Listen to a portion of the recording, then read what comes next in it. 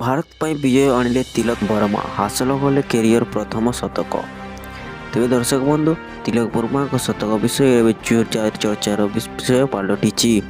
ଭାରତକୁ ବିଜୟ ମୁକୁଟ ପିନ୍ଧାଇଲେ ତିଲକ ବର୍ମା।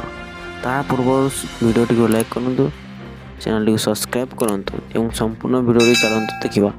ଦକ୍ଷିଣ ଆଫ୍ରିକା ବିରୁଦ୍ଧରେ ତୃତୀୟ ଟି20ରେ ହାସଲ କଲେ କ୍ୟାରିୟରର ପ୍ରଥମ ଶତକ। ତିଲକ ବର୍ମାଙ୍କ ବଡ଼ ଶୋ ଅନ୍ତର୍ଜାତୀୟ କ୍ରିକେଟ କ୍ୟାରିୟରର ପ୍ରଥମ ଶତକ ହାସଲ। ଦକ୍ଷିଣ ଆଫ୍ରିକା ବିପକ୍ଷ ତୃତୀୟ ଟି20 ମ୍ୟାଚ୍ରେ ତାଙ୍କୁ ମିଳିଛି ଏହି ସଫଳତା।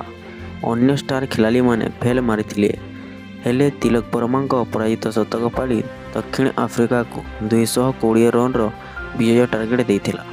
ଏହି ବିଜୟ ଲକ୍ଷ୍ୟକୁ ପିଛା କରି ଦକ୍ଷିଣ ଆଫ୍ରିକା 7 ୱିକେଟ୍ ହରାଇ 208 ରନ୍ କରିପାରିଥିଲା।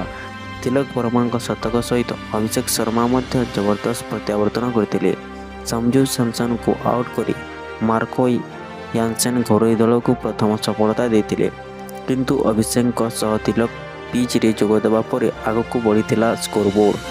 ଅନ୍ୟମାନଙ୍କ ବ୍ୟାଟ୍ରୁ ବଡ଼ ରନ୍ ବାହାରି ନଥିଲେ ମଧ୍ୟ ତିଲକ ବର୍ମା ଘରୋଇ ବୋଲରଙ୍କ ପାଇଁ କାଳ ସାଜିଥିଲେ ଏବଂ ଜିତ୍ ଦିଲାଇଥିଲେ ଇଣ୍ଡିଆ ଟିମ୍କୁ।